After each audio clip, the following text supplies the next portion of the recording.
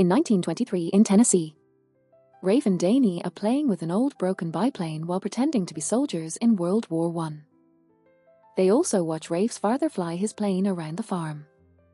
After the man lands, the kids sneak on his plane to keep playing, only to activate it by accident. The kids panic as the plane advances without control for several minutes. But thankfully they managed to stop it in the middle of the field. When they go back, Danny's UNKOYS father furiously drags him away and hits him for hanging out with Rafe, calling him a stupid boy who can't read. Rafe grabs an old propeller and hits the man with it as he calls him a dirty German. Danny's UNKOYS father explains he fought the Germans in the war and hopes that nobody will ever see the things he saw. Then he walks off. So Danny tells Rafe that he's his best friend before going after his dad. In 1941, World War II is at its height. Danny and Rage are first lieutenants in the Air Force, and they always like to show off their piloting skills. Their teammates are impressed, but Major Dittle is annoyed. One afternoon, Doolittle tells Rafe that he's been accepted into the Eagle Squadron from Britain. So he has to choose between staying in the American Air Force or going to London. When Rafe asks for advice, Dittle says he'd choose London.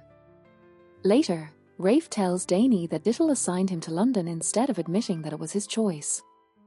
But Danny is still upset. He's always wanted to fight together and can't trust anyone else to have his back.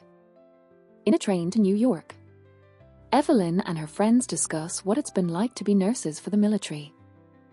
Evelyn shares that she had a romance with Rafe 4 weeks ago, describing it as the most romantic days of her life.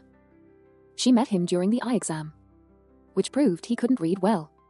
Rafe had dyslexia, but he could see everything else perfectly well. So Evelyn passed him anyway. Afterward, when Evelyn gave him a shot, they bonded over their dads being veterans. But Rafe kept on flirting. Suddenly, he started to feel sick, and Evelyn realized he brought another soldier's chart just to see her again. He'd already had the shot, and receiving it again made him pass out, hitting his nose on his way down. In the evening, Rafe waited for Evelyn outside the hospital with some champagne. His nose kept hurting, so she took care of it, and they ended up kissing. When the train arrives at the station, Rafe is waiting for Evelyn with a little origami bird. He's brought some of his teammates, and he introduces them to the other nurses so they can all go together to the club to have fun. The soldiers do their best to flirt with the nurses, but they aren't very good at it. While everyone else is distracted, Rafe and Evelyn sneak into the harbour and take a police boat so they can reach a fancy cruise ship nearby. They kiss on the platform that is taking them up. However, they accidentally push the lever and the platform suddenly falls into the water. Luckily, they managed to hold on. When they return to the hotel, Rafe tells her that he's going to London and admits he volunteered. He promises he'll come back for her and asks her not to come to the train station because it would hurt too much. Evelyn gives him her scarf as a farewell gift. The next day, Danny sees Rafe off. Evelyn shows up anyway, but she's late, so Rafe only sees her from the train window. As the war continues, the British Air Force is having too much trouble trying to maintain control of the sky. Rafe is assigned to a plane full of bullet holes and bloodstains from the previous pilot who didn't die until he landed. In the USA, the president tells his team that they need to help Europe more to defeat the Nazis. In response to this, Japan plans to retaliate by destroying the American Pacific Fleet at Pearl Harbor. Evelyn's team of nurses and Danny's UNKOYS squadron are sent to Pearl Harbor, where pilots are decorating their planes with funny pictures. As weeks pass, Evelyn and Rafe always make sure to write letters to each other sharing how their lives are doing. Rafe explains it's hard to make friends because men are dying every day in battle. At least he's proud of guiding his team well and not losing a fight so far. The USA keeps sending fleets to the Atlantic, and the Admiral isn't very happy with all these strange tactics. Japan is secretly taking pictures of everything to keep track of their position and preparing torpedoes for a big attack. One day, the London base activates its siren and Rafe's team rushes to get on their planes to engage in another battle. Their teamwork is impeccable, and in just a few minutes they bring several enemy planes down. Unfortunately, An enemy surprises Rafe's plane from behind and manages to shoot it, causing an oil leak. As a fire begins, Rafe can't see anything and can't get out either because the canopy is stuck. He shoots the glass to break it, but before he can escape, the plane is shot again and it quickly goes down, crashing into the sea. Meanwhile, Danny is watching a boxing match on one of the newly arrived Navy ships and even betting money on the results. All the soldiers are cheering for their favorite candidates, and Danny is happy to see his fighter win. However, the fun is interrupted when he receives terrible news. Minutes later, Danny visits Evelyn to inform her that Rafe died in combat. They discuss how alone they feel without Rafe, and Danny learns that his friend actually volunteered. Rafe's old team and the nurses gather to drink, and Rafe's name as a final goodbye. A few days later, Evelyn is crushed to receive the last letters that Rafe sent her. Japan continues to prepare its big attack and tries to send out fake messages to its troops, knowing that the USA is spying on them. However, the American intelligence team can tell something is going on. 3 months later, Danny and Evelyn are still hanging out together, finding comfort in their shared grief. Evelyn forgets her handkerchief at the restaurant, so Danny goes to the nurse's house to return it. They agree to see each other more often, although Evelyn is unsure. The next day, the other nurses tease her and assure her it's fine to move on. At home, Evelyn puts the letters and the origami bird away with a final goodbye. In Washington, D.C., they discover that the Japanese fleet is missing and their planes can't find them, which is extremely suspicious. At Pearl Harbor, Danny has become a very good team leader. Evelyn comes to visit him, and Danny admits to his friends that he feels bad for falling in love with his best friend's girl, but they encourage him to move on. Then Danny takes Evelyn on a flight so they can watch the sunset together in the sky. When they come back, they hide in the parachute garage and get naughty. The next morning, Evelyn shows some doubts about what they did, but Danny assures her it's fine and they agree to start dating. As days pass, Danny and Evelyn are very happy in their new relationship. Japan and the USA continue to spy on each other and have to take lots of guesses to understand what their intel is trying to tell them. Fleets and planes on both sides are moved every day trying to keep the enemy on their toes. One night, Evelyn is working at the hospital, and when she looks up, she's shocked to see Rafe there. At the same time, Danny gets a letter from Rafe telling him what happened. Rafe survived the crash, and by thinking about Evelyn, he found the strength to get out of the plane and swim to the surface. A French fishing boat found him and he stayed in France recovering.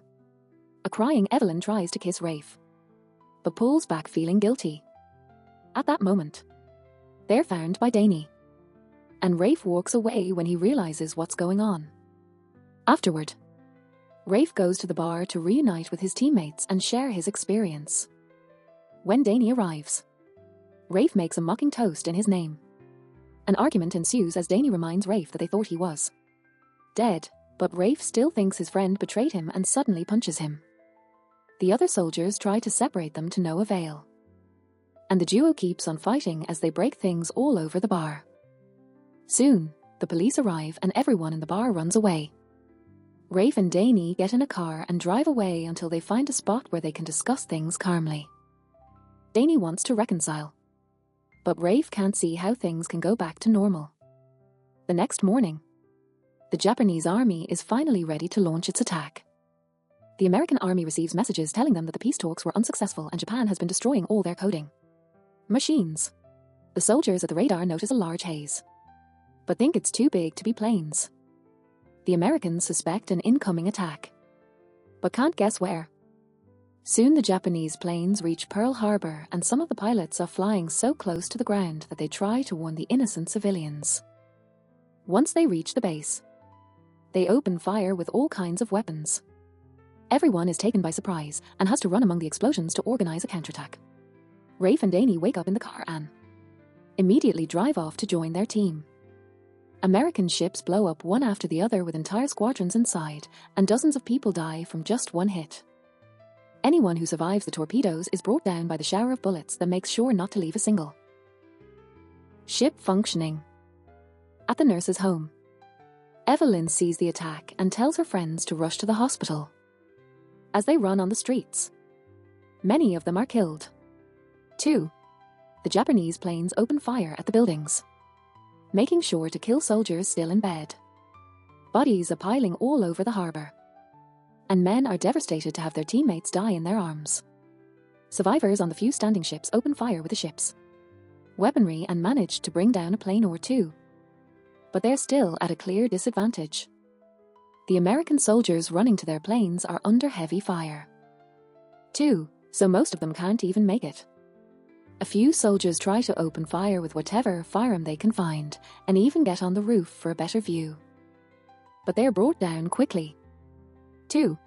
Soon, the planes are also being blown up, causing more explosions that add to the body count. Danny and Rafe jump out of the car and try their best to sneak around the explosions and bullets, hoping to find a functional plane they can use to fight back. At the hospital, nurses and doctors have to move the patients away from the windows because the building is being attacked. 2. They cover themselves with mattresses to protect their bodies from the falling debris as the hospital walls crumble. After lots of running, Rafe and Danny manage to enter a building and make a phone call to ask for reinforcements. The neighboring building then blows up and damages all the lines, so the duo is forced to keep moving. Danny guides Rafe and a group of soldiers back to his car, explaining there's a small mechanic runway nearby that hasn't been hit yet. A few planes follow them with open fire, but the men duck and manage to dodge the bullets, although the car is damaged. On the shore, ships keep on sinking and soldiers fall to their deaths. Those who try to swim are shot down by the planes. Some men try to hide under the fallen ships while others are stuck under their ships' weight and slowly drown to death. At the hospital, nurses and doctors have to use other rooms like the kitchen to take care of their patients. It's absolute chaos, and their care suffers from it. Meanwhile, the car group makes it to the last standing base and grabs all the weapons they can find. They're desperate to open fire, but Rafe forces them to wait to avoid giving away their position. The Japanese planes fly by without seeing anything, and Rafe makes the group come out with open fire when the enemy is looking the other way. Japan immediately fires back, killing several of the soldiers. Danny is devastated to see a friend die, and Rafe has to drag him out of the way. Once they have an opening, the group runs to get on the remaining planes. Although Japan quickly catches on and blows up a few of them, Danny and Rafe take off together on the last two planes, agreeing to work together like the old times. They manage to reach the runway right before the enemy blows up the hangar. Using their old tactics and perfect teamwork, the duo flies around the base, bringing as many Japanese planes as possible. The men on the ground provide backup fire, shooting down the planes that try to escape. Then the duo reaches the harbor where Danny and Rafe's teamwork manages to defeat several Japanese planes. Since they don't have the element of surprise anymore, the enemy is forced to retreat.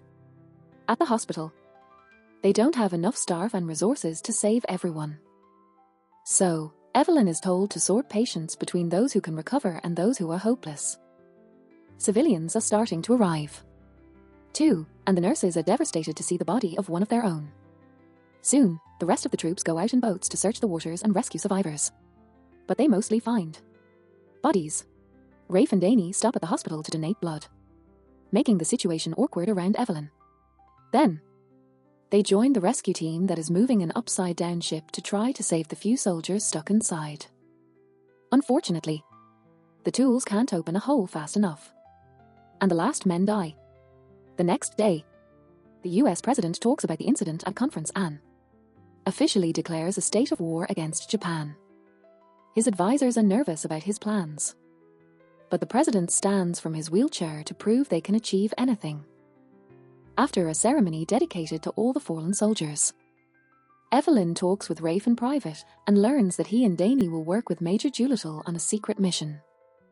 Evelyn reveals she's pregnant with Danny's UNKRYS child and explains she'll give him her whole heart, but she'll also love Rafe her whole life. Later, Evelyn goes to see the guys off and Rafe finally allows Danny to have his happiness.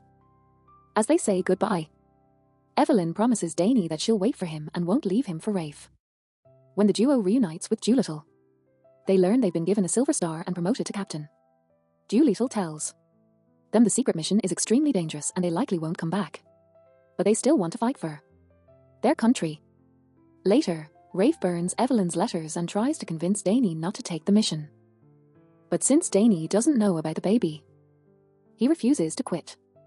The secret mission team trains for months and is finally ready to act in 1942. Doolittle gives them an inspiring speech while mechanics remove heavy parts of the plane so they can fly faster.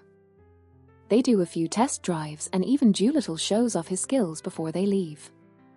The planes are transported on American ships and Dittle explains that they'll be attacking Tokyo. It's a long flight. So in order to refuel, they'll be stopping in China and Doolittle teaches them how to say, "I'm American" in Chinese. Rafe and Danny are worried about their difference in numbers. But Dittle assures them they have a plan. Back in the base, Evelyn asks a friend for a favor. And he gets her to sit in the comms room so she can hear how Danny and Rafe are doing. Doolittle goes over the plan with his team and surprises everyone by announcing he'll fly too, which his higher-ups don't approve of. Unfortunately, the Japanese army detects their presence earlier than planned. At least Doolittle's intel men learned this by spying on Japan's communications. And the Americans can run to get ready. Since they can't stop in China, they don't have enough fuel for the whole battle. So they start removing as much weight from the planes as possible. Rafe and Danny shake hands and make each other promise they'll be careful. Thankfully, the team is full of expert pilots, and they manage to take off on the ship's short runways. When they find the factories in Tokyo, they immediately start dropping bombs, destroying several buildings. Japanese soldiers run to their weapons to fire back, and many of their planes are severely damaged. This brings them down and kills the pilots, making their small numbers even smaller. The surviving planes dodge the attack the best they can and move ahead. However, they're flying blind because the ship that brought them is also taken down. They lose contact with the base, and Evelyn can't know what's happening anymore. The team is almost out of fuel and is worried they won't make it. But thankfully, Rafe sees some rice fields and they agree to land there. Sadly, Rafe's propellers stop working and his planned landing becomes an explosive crash as a fire spreads around them. The survivors leave the wreckage only to be surrounded by Japanese soldiers with open fire. Rafe and his men shoot back while taking cover, losing all hope of escape. At that moment, Danny's UNKRYS plane appears and shoots most of the Japanese men down in seconds. However, the plane runs out of fuel and has a hard crash nearby. Worried about their friends, Rafe's team comes out of hiding and runs through the field while shooting at any enemy hiding in the tall grass. Rafe finds Danny with a piece of metal stuck in his neck and tries to help him, only for an enemy to hit him from behind. The Japanese soldiers surround all the survivors and start tying them up. Rafe finds a Forlin gun and opens fire, quickly killing a few opponents before running out of ammo. The enemy gets ready to shoot Rafe in return. However, Danny jumps in and acts as a shield. The other American soldiers use this distraction to reach for a grenade and finish the last few Japanese men off. Rafe runs to Danny's UNKRYS side and tells him about the baby, hoping that it'll give him the strength to stay alive. However, Danny tells Rafe that he'll be the father instead and dies in his friend's arms. Moments later, the Chinese army finds the group and rescues them. When Rafe returns to the USA, Evelyn is happy to see him. However, she breaks down when she realizes the coffin they're carrying is for Danny's UNKRYS body. All the survivors from the Pearl Harbor battle, including nurses and doctors, are given medals for their bravery, and they become the inspiration that helps the USA win the war. Eventually, Evelyn has her kid and names him Danny. Rafe becomes his father and takes him on flights to honor Danny's UNKRYS memory.